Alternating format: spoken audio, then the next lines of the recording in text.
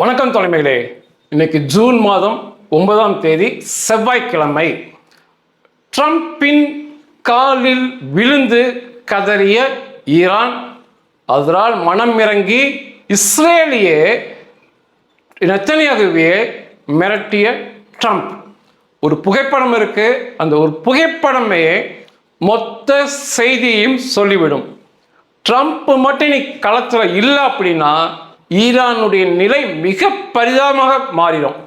இன்னைக்கே ஈரான் மிக பரிதாபமான நிலையில தோய்ந்து போய் இருக்காங்க. நேற்று வீடியோ போட்டிருந்தேன். அமைதியை விரும்பும் நபர்கள் அவங்க அமைதியை மட்டும்தான் விரும்புவாங்க. கமெண்ட்ல கதறுன்னு கதறிந்தாங்க. அவங்கள இன்னும் கொஞ்சம் கதற வச்சுட்டு இந்த முக்கியமான செய்திக்குள்ள போகலாம். இந்த சண்டை நிறுத்தம் ஈரான் என்ன சொன்னாங்க அப்படின்னா, ஈரானும் லெபனானும் வேறு வேறு அல்ல, லெபனான் அடிச்சா நாங்க வருவோம் அப்படின்றாங்க. இன்னைக்கு 9ஆம் தேதி காலையில லெபனானுக்குள்ள போய் இஸ்ரேல் விமானப்படை மிக பயங்கரமான தாக்குதலை நடத்தியிருக்கு.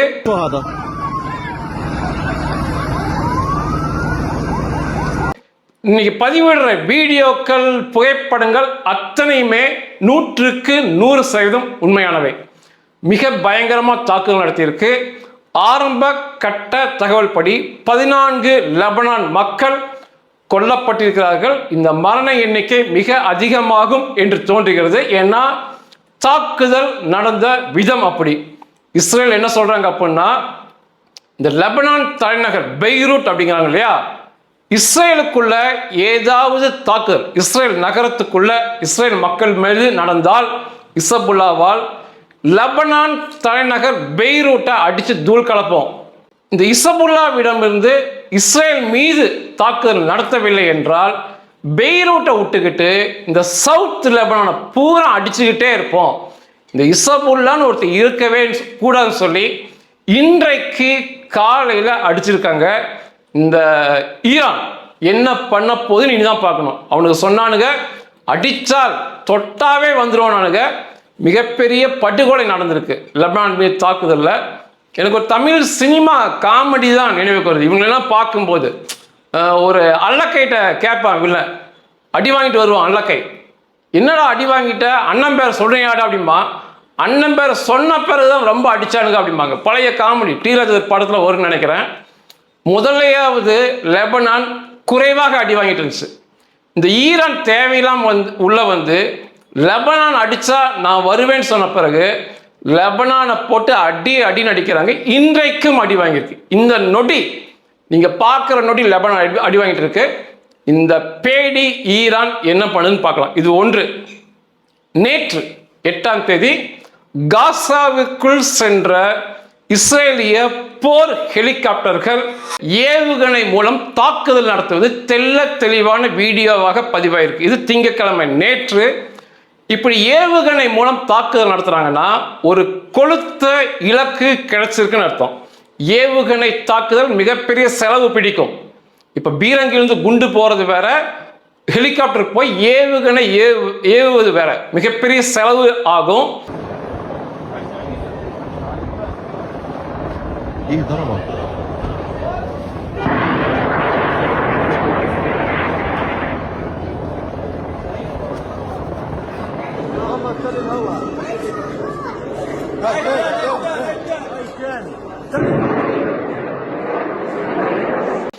அப்படியும் பரவாயில்ல அடிக்கிறாங்க அப்படின்னா அங்கு ஒரு முக்கியமான தலை மாட்டிருக்கான்னு அர்த்தம். அதை தாண்டி காசால 2 தினம் முன்னால கொளுத்த 3 பன்றிகள், இஸ்லாமிக் ஜிகாத் பன்றிகள் படுகொலை செய்யப்பட்டிருக்காங்க இஸ்ரேல் தாக்குதல் மூலமாக. உறுதிப்படுத்தின பிறகு நேற்று அந்த செய்தி வெளியாயிருக்கு. அந்த பன்றிகளுடைய புகைப்படத்தை பார்க்குறீங்க. காசா தொடர்ச்சியாக தாக்குதலுக்கு உள்ளாயிட்டு இருக்கு. நிச்சயமா காசாக்காரன் நினைப்பான், சாகும்போது நினைச்சே சாவான். நமக்கு உறுதுணையா 100 நாடு இருக்கு, இஸ்லாமிய அரேபிய நாடுகள் 100 நாடு இருக்கு. இந்த இஸ்ரேல் என்பது சின்னம் சிறு குட்டி நாடு. நம்ம இத்தனை நாடுகள் தொடர்ச்சியா ஃபயர் விட்டுமே எங்களுக்கு தான் வெற்றின்னு சொன்னாலுமே தொடர்ச்சியா இப்படி போட்டு அடிக்கிறானுங்க நம்மளை. இத்தனை நாடுகள் இருந்து 250க்கு 1 என்று கணக்கு வரும். 250 இஸ்லாமியர்கள் அரபியர் நிற்கும் போது ஒரு யூதன் நிற்கிறான். இப்படி இருந்துமே நம்மளை போட்டு இந்த அடி அடிக்கிறாங்க. நம்ம யாரும் கேட்பார் இல்லையா அப்படின்னு நினைச்சு நொந்து போய் சாவானுங்க. இது காசாவுடைய நிலைமை. நேற்று இஸ்ரேலுடைய பிரிகேடியர் ஜெனரல் அமீர் அபிபி ஒரு அழகான பேட்டி கொடுத்திருந்தார். ஒன்றுக்கும் இயலாத நிலையில ஈரான் போயிருச்சு. தொடர்ச்சியாக ஈரான் மீது துறைமுக முற்றுகை தொடர்ச்சியா நடக்குது. ஒரு தேசத்துக்குள்ள போய் துறைமுக முற்றுகையிடுவது அந்த தேசத்தை சண்டைக்கு அழைப்பது. இஸ்ரேல் மீது முற்றுகை, அந்த கடல் வழி முற்றுகை எகிப்து பண்ணனால தான் அத்தனை அரபு நாடுகளையும் போட்டு அடி நடிச்சாங்க. இஸ்ரேல் அடிச்சு இஸ்ரேல் நிலப்பரப்பை மிக பெருசா மாற்றி காமிச்சாங்க. அதுதான் ரோசங்கிறது.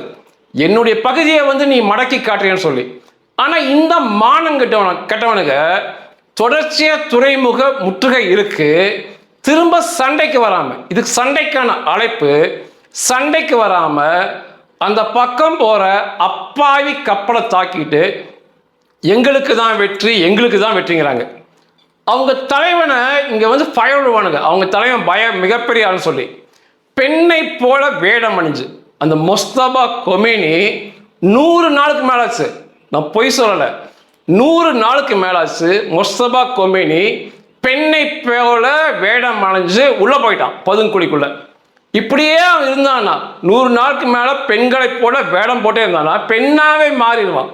தயவு செய்து ஒன்னே புரிஞ்சுக்குங்க, பெண்களை என்னை போல மதிப்பவன் உலகத்திலே யாரும் கிடையாது. ஆனா இந்த ஃபயர் விடுகின்ற பாலைவன பயங்கரவாதிகளுக்கு ஆதரவாக ஃபயர் விட்டுக்கொண்டு எங்களுக்கு தான் வெற்றி என்று சொல்லும் மதிகேடனை மூடனுக்கு புரிய வைக்கிறது தான் இந்த வார்த்தையெல்லாம் உபயோகப்படுத்துறேன். பெண்கள் வேடமிட்டு ஒளிந்த முஸ்தபா கொமேனி 100 நாளா வெளியேற மாட்டேங்கிறான். ஒரு நாட்டோட தலைவன் சண்டை போயிட்டு இருக்கு, முன்னால நின்றுக்கணும். அதை விட்டு ஒளிஞ்சுக்கிட்டு ஒரு வீடியோ பதிவு இல்லை, ஒரு குரல் பதிவு, ஏதோ ஒரு ஆடியோ பதிவு பண்ணி நான் தான் முஸ்தபா பேசுறேன், நம்ம சண்டை போடலாம் ஜெய், எதுவுமே இல்லை. ஒரு கடிதம் வருது, கடிதத்துக்கு கீழே ஒரு கையெழுத்து இருக்கு. அப்படி ஒரு இயலாத நிலையில பெண்களை போல் வேடமிட்டு 100 நாளா ஒளிஞ்சிருக்கான் அந்த முஸ்தபா கொமேனி. அவனைத்தான் இவனுக்கு சொல்றானுங்க மாவீரன் சொல்லி. மாவீரம் என்றால் என்னன்னு தெரியுமா? மாவீரம்னா இவனுக்கு புரியவே புரியாது, வீரமே புரியாது. இவன் இப்படி இருந்துட்டு தான் ஃபயர் விடுறானுங்க. அதை தாண்டி 100 நாளுக்கு மேலாச்சு இந்த எலி கொமேனியை கொண்டு அவன் பிணம் இப்படியே போச்சுன்னா மம்மியா மாறிடும். மம்மிங்கிறது அந்த காலத்து பிணங்கள் கிடைக்கும் போது மம்மி மாதிரி மாறிடும்பாங்க. இவனை இப்படியே இழுத்தடிச்சா மம்மியாவே மாறிடும் அந்த எலி கொமேனியோட பிணம். இத்தனைக்கு இஸ்ரேல் என்ன சொல்றாங்கன்னா, அவன் பிணத்தையெல்லாம் அடக்கம் பண்ணுங்க, நாங்கள் அடிக்கவே மாட்டோம், நிச்சயமா அடிக்க மாட்டோம், அவன் பிணத்தை கொண்டு போய் நீ அடக்கம் பண்ற அப்படின்னா பயந்து சாகுறானுங்க. சொன்னாலும் திடீர்னு அடிச்சுட்டா என்ன பண்றது? நம்ம கும்பலா சேர்ந்துக்கிட்டு இறைவன் மிகப்பெரியவன் கத்திக்கிட்டே போவானுங்க. திடீர்னு குண்டு போட்டாங்கன்னா அப்படின்னு பயந்துக்கிட்டு மம்மியா மாறிட்டு இருக்க அந்த பிணம் 100 நாளுக்கு மேல பிணத்தை அடக்கம் பண்ண வக்கில்லை. அது தலைவன், இத்தனைக்கு உச்சபட்ச தலைவன். இதை வச்சுக்கிட்டு தான் வெற்றிங்கிறானுங்க. நேற்று இஸ்ரேல் ராணுவம் நமக்கு ஒரு சிறப்பான வீடியோ கொடுத்துருக்காங்க. அது ஈரானுக்குள் இஸ்ரேல் விமானப்படை சென்று தாக்குதல் நடத்தியது. அந்த அடி வாங்குறது ஏர் டிஃபென்ஸ் பேட்டரிபாங்க, விமான எதிர்ப்பு தொகுப்பு தான் அங்க அடி வாங்குது. முதன்மை வெடிப்பு நீங்க பாக்குறீங்க, முதல்ல முதன்மையான வெடிப்பு வெடிக்குது. அது இஸ்ரேல் விமானப்படை தாக்குதலால் அந்த தொகுப்பு தகர்க்கப்பட்ட காட்சி. தொடர்ச்சியாக உப வெடிப்பு, சின்ன சின்ன வெடிப்பு தொடர்ச்சியா நடக்கும். அது என்னன்னா, அங்க ஏவுகணை ஸ்டாக் வச்சிருப்பானுங்க.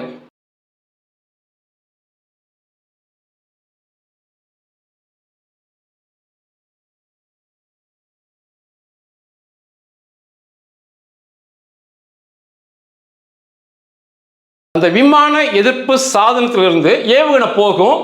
அந்த ஏவுகணையை அங்க ஸ்டாக் வச்சிருப்பாங்க, நிறைய வச்சிருப்பாங்க. அவை எல்லாம் வெடித்து சிதறுவது தான் உப வெடிப்புகள். இஸ்ரேல் ராணுவம் என்ன சொல்லியிருக்காங்கன்னா, இந்த வீடியோ கருப்பு வெள்ளையில் எடுக்கப்பட்டது. கருப்பு வெள்ளையில் எடுப்பாங்க. நீங்கள் சந்தோஷமா பார்க்கணும்னு சொல்லி கலர் பண்ணி கொடுத்துருக்கோம் பாருங்கன்னு சொல்லி கொடுத்துருக்காங்க. ஈரானுக்குள்ள போய் அவ்வளோ பெரிய தாக்குதல், விமான எதிர்ப்பு பீரங்கி அடிக்கிறாங்க. வக்கற்ற நிலையில அவனுக்கு இருக்கானுங்க. இவங்க தாக்குதல் இப்படி இருக்கு.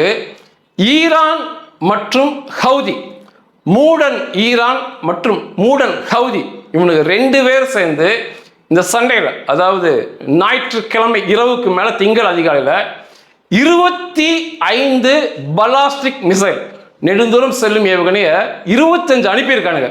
பைத்தியக்காரன் ஈரானும் பைத்தியக்கார அந்த ஹவுதியும். இந்த ஏவுகணை அனுப்புறதுக்கு முன்னாடி கும்பலா சேர்ந்துக்கிட்டு எங்களுக்கு தான் வெற்றி, கடவுள் மிகப்பெரியவரெல்லாம் அவனுக்கு வழிபாடு பண்ணிக்கிட்டு ஏவுகணை சொல்றானுங்க. ஏவுகணை நீ போய் நேராக போய் இஸ்ரேல் அடிக்கணும்னு சொல்லி அனுப்புனா, ஒரு ஏவுகணை மேற்கு கரைக்கு போகுது, பாலஸ்தீனம் போயிடுச்சு. ஒரு ஏவுகணை ஜோர்டான் போகுது. பாலஸ்தீனம் போகுதுன்னா இஸ்ரேலை தாண்டி போகுதுன்னு அர்த்தம். ஜோர்டான் அடிக்குதுன்னா இஸ்ரேலுக்கு முன்னாலே அடிக்குதுன்னு அர்த்தம். அவனுக்கு அனுப்புற ஏவுகணை எங்களுக்கு தான் வெற்றி, கடவுள் மிகப்பெரியவன் சொல்லி இஸ்ரேலுக்கு அனுப்புறானுங்க. அது இஸ்ரேலுக்கு வராம கண்ட பக்கம் போய் அடிக்குது. ஒரு சின்ன நகைக்கீரல் இஸ்ரேல்ல நடக்கல. 25 ஏவுகணையுமே ஒன்றுக்கும் உதவாம பூஜ்ஜியமா போயிடுச்சு. அநேகத்தை இஸ்ரேல் அடிச்சு காலி பண்ணிட்டாங்க. நம்ம தீபாவளிக்கு ராக்கெட் பட்டாசு விடுவோம், அந்த ராக்கெட் பட்டாசு கூட ஒரு சரியா போய் ஒரு ஆள் அடிக்கும். அது கூட இல்லாம பல 100 கோடி செலவு பண்ணி கண்ட பக்கம் ஏவுகணை அனுப்பிட்டு இருக்கானுங்க. ஆனா இஸ்ரேலுடைய துல்லிய தாக்குதல் எப்படி இருக்கு நீங்க பாத்தீங்க. சரி, ஏன் இவனுக்கு காலில் விழுந்தானுங்க? ட்ரம்பின் காலில் ஏன் விழுந்தாங்கன்னா, அந்த பெட்ரோ கெமிக்கல் ஃபேக்டரியில மேல விழுந்த அடி. மொத்தமா சொல்லும்போது மகஸ்கார் அப்படிம்பாங்க. மகஸ்கார் காம்ப்ளெக்ஸ் ஈரான்ல தள்ளி இருக்கு. அந்த மகஸ்கார் காம்ப்ளெக்ஸ்ல எண்ணற்ற பெட்ரோல் சம்பந்தப்பட்ட நிறுவனங்கள் வேலை செய்து அதுல ஒன்று தான் மிகப்பெரியது, ஈரான்லேயே மிகப்பெரிய Qarun Pedro chemical industry. Israel விமானப்படை நேற்று அதுக்குள்ள பூந்து அந்த மகஸ்கர் காம்ப்ளெக்ஸ்ல எண்ணற்ற பெட்ரோல் கம்பெனிகளை அடிச்சாங்க. அதுல இந்த காரூனும் அடி வாங்குச்சு.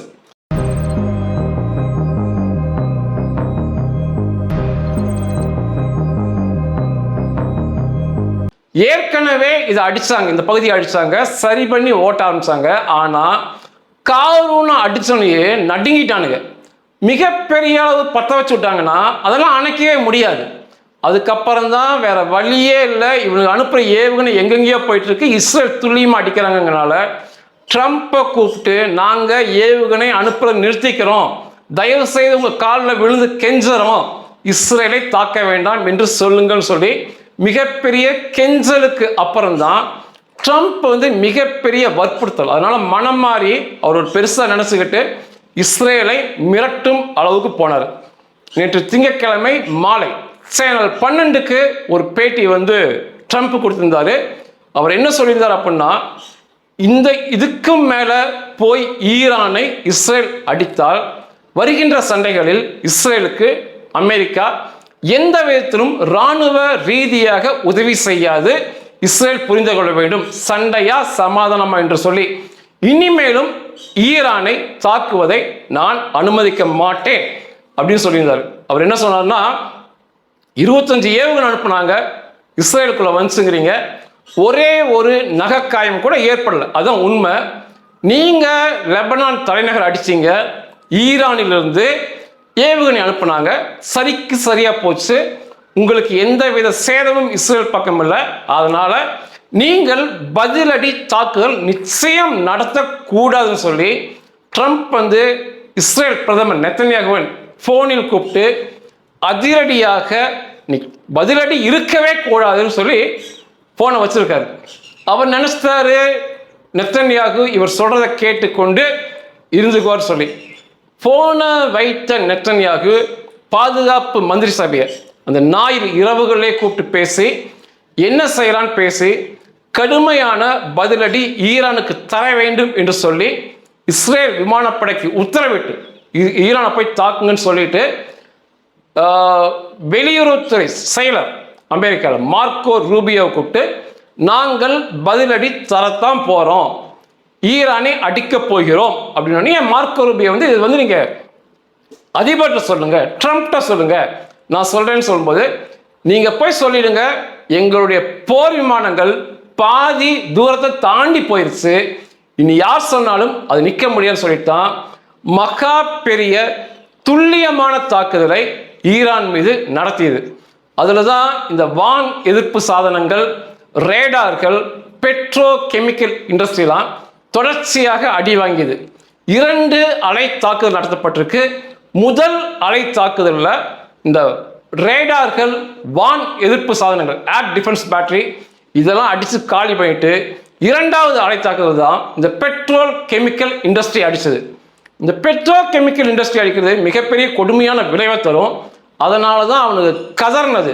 அதுவும் வந்து ட்ரம்ப் வந்து நெத்தன்யாஹூ ஃபோனில் சொல்லும்போது, நான் மட்டுமல்ல 5 அரபிய இஸ்லாமிய நாடுகள் மிகப்பெரிய அழுத்தத்தை கொடுக்குறாங்க, அதனால நிச்சயமாக பதிலடி தாக்குதல் நடத்தக்கூடாதுன்னு சொல்லியிருந்தாரு. நான் இல்லாட்டி, அதாவது ட்ரம்ப் என்ன சொன்னா, நான் இல்லாட்டி நெத்தன்யாஹூ ஜெயிலுக்கு போக வேண்டி இருக்கும், சிறைக்கு போக வேண்டி இருக்கும், அதை காப்பாற்றியது நான் தான் சொல்லி நெத்தன்யாஹூ பேசினாரு. தாக்கக்கூடாதுன்னு சொல்லியிருந்தாரு. அதுக்கப்புறம் கொஞ்சம் கூட அதை சட்டம் செய்யாம ஈரானுக்கு மகா பெரிய பதிலடி கொடுக்கப்பட்டிருக்கு. தொடர்ச்சியாக இந்த நொடி பொழுது வரை லெபனானை அடிச்சு கொண்டே இருக்காங்க. அந்த ஆத்திரத்தில் தான் நேற்று மாலை சேனல் 12க்கு ட்ரம்ப் வந்து இப்படி பேட்டி கொடுத்தது. அதாவது இனியும் ஈரானை அடித்தால் இஸ்ரேல் தனியாக சண்டையிட வேண்டியிருக்குன்னாங்க அப்படின்னு சொன்னாரு. இஸ்ரேல் அதைத்தான் விரும்புகிறாங்க. இந்த அமெரிக்காவுடைய தலையீடு ஃபினிஷ் த ஜாப்னு இருக்கணும், எடுத்த வேலையை முடிக்கணும். அதை விட்டுக்கிட்டு 10 நாள் அடிக்கிறது நிப்பாட்டுறது, அடிக்கிறது நிப்பாட்டுறதுலாம் இஸ்ரேலுக்கு பிடிக்காத வேலை. அடித்தா அடிச்ச மாதிரி இருக்கணும். இந்த சண்டையில் எலி கொமேனியை செதற விட்டு கொண்டது, பிற தலைவர்கள் அனைவரையும் கொண்டது, மொஸ்தபா கொமேனியை பிணமாக்கியது அல்லது முடமாக்கியது, இது எல்லாமே இஸ்ரேல் தான் பண்ணாங்க.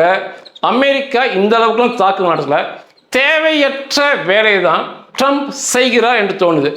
ட்ரம்ப் வந்து கூட சொல்லியிருந்தாரு, இந்த சண்டையில் முடிவெடுக்கும் அதிகாரம் எனக்கு மட்டும்தான் இருக்கு, நான் தான் முடிவெடுப்பேன், என்னுடைய அதிகாரத்துக்கு கீழே எல்லாமே வருது, நெத்தன்யாஹூ ஈரான் எல்லாமே நான் சொல்றதை கேட்கணும், தன்னிச்சையாக நெத்தன்யாஹூ செயல்படக்கூடாதுன்னு பேசினாரு. அது மீறி தான் ஈரானை போய் அவங்க அடிச்சது. ட்ரம்ப் வந்து 3 கருத்தை சொன்னார். அது கொஞ்சம் ஏற்றுக்கொள்ளும்படி இருக்கு. அவர் என்ன சொல்றாருன்னா, இந்த பேச்சுவார்த்தையிலேயே ஈரான் நிச்சயமாக அந்த கைவசம் உள்ள யுரேனியத்தை கொடுத்து விடுவார்கள், 1. 2வது, அப்படியே இல்லாவிட்டாலும் இந்த துறைமுக முற்றுகை, ஈரான் மீது துறைமுக முற்றுகை மிகப்பெரிய பாதிப்பை, அதாவது தாக்குதல் நடத்தினா கூட இராணுவ ரீதியாக இவ்வளோ பெரிய அவங்களுக்கு அழிவு இருக்காது, துறைமுக முற்றுகை அவ்வளோ பெரிய அழிவை தரும், அது தொடர்ச்சியாக நான் வச்சுக்கிட்டே இருப்பேன், அதனால அவங்க யுரேனியத்தை கொடுத்து விடுவார்கள் அப்படிங்கிறாரு. அவர் என்ன சொல்றாருன்னா, உலகத்திலேயே யாரும் இதுவரை செய்யாதது, நினைக்காதது, ஈரானுக்குள்ள போய் துறைமுக முற்றுகை இடுவது, அதை நான் செஞ்சு காமிச்சிருக்கேன், இந்த நொடிப்பொழுதை நான் செஞ்சு காமிச்சிருக்கேன் அப்படிங்கிறார். இது 2வது. 3வது, அப்படி நிச்சயமாக ஈரான் ஒத்து வரவில்லை என்றால் தரைப்படையை, இராணுவத்தை ஈரானுக்குள் அனுப்புவேன், அந்த யுரேனியத்தை கைப்பற்றுவேன் அல்லது அழிப்பேன், நிச்சயமா செய்வேன் அப்படின்னு 3 சொன்னார் நேற்று. இதை கொஞ்சம் வந்து நம்ம ஏற்றுக்கொள்ளும்படி தான் இருக்கு. ஆனால் இதுக்கு இஸ்ரேல் என்ன பதில் சொல்றாங்கன்னா, இந்த பேச்சுவார்த்தை, இந்த நேரம் என்பதே காலத்தை கடத்தி ஈரான் அணுகுண்டு செய்வதுதான். அவங்க அணுகுண்டை நெருங்கி போயிட்டு இருக்காங்க. அமெரிக்காவுக்கு அது புரியவில்லை. அவங்க நேரத்தை பாகிஸ்தான் மூலமாக நேரத்தை பெற்றுக்கொண்டு ட்ரம்ப்பை ஏமாற்றி நயவஞ்சகமாக காலில் விழுந்து கெஞ்சி நேரத்தை பெற்றுக்கொள்வது, அவர்கள் அணுகுண்டு செய்வதுதான். இப்படியே விட்டா அவங்க அணுகுண்டு செஞ்சு காமிச்சிருவாங்கன்னு சொல்லி இஸ்ரேலிருந்து ஒரு வருத்தமான குரல் வருது. இந்த இது போயிட்டு இருக்கு. ட்ரம்ப் அதுக்கப்புறம் என்ன சொல்றாருன்னா, நிச்சயமாக ஈரானை தொடர்ச்சியாக தாக்கக்கூடாது, அவர்கள் வலுவிழந்த நிலையில் இருக்காங்க, நான் வந்து அந்த யுரேனியத்தை வாங்கி தரேன்னு சொல்லியிருக்காரு.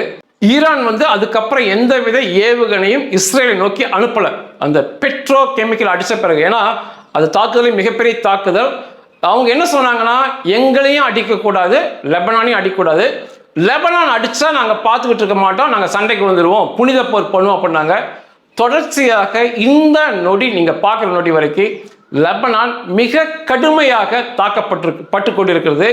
அல் ஜசீரா, அல் அரேபியாலாம் புகைப்படம் வீடியோ எடுத்து ஈரானை உசுப்பேற்றிக்கிட்டே இருக்காங்க. லெபனான் அடிபடுது, செத்துட்டாங்க, குழந்தை சாதுன்னு தொடர்ச்சியாக உசுப்பேற்றிக்கிட்டே இருக்காங்க. ஈரான் என்ன செய்ய போகிறது என்று பொறுத்திருந்து தான் பார்க்கணும். இஸ்ரேல் என்ன சொல்றாங்கன்னா, இஸ்ரேலுக்குள்ள லெபனான் வந்து தாக்குதல் நடத்தி இஸ்ரேல் மக்களுக்கு ஏதாவது காயமாச்சுன்னா அந்த தலைநகர் பெய்ரூட் தகர்க்கப்படும். இஸ்ரேலுக்குள்ள எந்தவித தாக்குதல் இல்லாவிட்டால் அந்த சவுத் லெபனான் லித்தானி ரிவர் ஆறு வரைக்கும் நாங்கள் அடிச்சுக்கிட்டே இருப்போம், அவங்கள கொன்னுக்கிட்டே இருப்போம். காசா ஹமாஸ் பயங்கரவாதிகள், லெபனான் ஹிஸ்புல்லா பயங்கரவாதிகளுக்கு காலம் நேரம் எதுவுமே கிடையாது, அடிச்சு கொண்டுட்டே இருப்போம், கிடைச்சா கொள்ளுவோம், அதில் எந்த மாற்று கருத்துமே இல்லைன்னு சொல்லி இஸ்ரேல் முடிச்சிருக்காங்க. ஹவுதியை நிச்சயமாக அடிக்க வேண்டும்.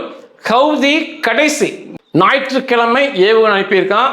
அதற்கு முன்புமே ஹவுதி ஏவுகணை அனுப்புனா இந்த ரெண்டுக்குமே எந்த பதிலடியும் இஸ்ரேல் தரவில்லை. அதை தாண்டி அந்த பக்கம் செல்கின்ற, அந்த ஹவுதி பக்கம் செல்கின்ற இஸ்ரேலுக்கு சொந்தமான கப்பல்களை அடிப்போம் சொல்லியிருக்கான். நிச்சயமாக ஹவுதிக்கு ஒரு மிகப்பெரிய வான வேடிக்கையை நம்ம பார்க்கலாம். ஹவுதி மீது இஸ்ரேல் ராணுவம் நடத்தும் வான வேடிக்கை நம்ம பார்க்கலாம். ஆனால் ட்ரம்ப் சொல்றது ஓரளவுக்கு சரி. ஈரான் மிகப்பெரிய அளவு வலுவிழந்து தொய்வான நிலையில் இருக்கு. அனுப்புற 25 ஏவுகணை எங்கெங்கேயோ போகுது, ஒன்று கூட உள்ள வரல, அத்தனையுமே வழிமறிச்சிருக்காங்க. அப்போ இஸ்ரேலுடைய வான் பாதுகாப்பு சாதனம் நன்றாக செயல்பட்டிருக்கு. ஈரான் அந்த அளவுக்கு பழைய அளவுக்கு வலுவிலில் புரியுது. அவ்வளோ சொல்லியும் அவங்க சொன்ன பிறகு லெபனானை போட்டு இந்த அடி அடிக்கிறாங்க. இப்போ ஈரான் இருந்து எந்த ஏவுகணையும் வரல, தொய்வான நிலையில் இருக்காங்கன்னு புரியுது. நிச்சயமாக யுரேனியத்தை கொடுத்து விடுவார்கள் என்று நம்ம நிச்சயமா நம்பலாம். அப்படி ஒருவேளை கொடுக்கவில்லை என்றாலுமே ட்ரம்ப் உறுதிமொழி கொடுத்திருக்காரு, ராணுவம் உள்ளே சென்று மிகப்பெரிய அளவு சேதத்தை ஈரானுக்கு கொடுக்கும், கைப்பற்று இருக்காரு. நிச்சயமா நடக்கும். நன்றிகள்.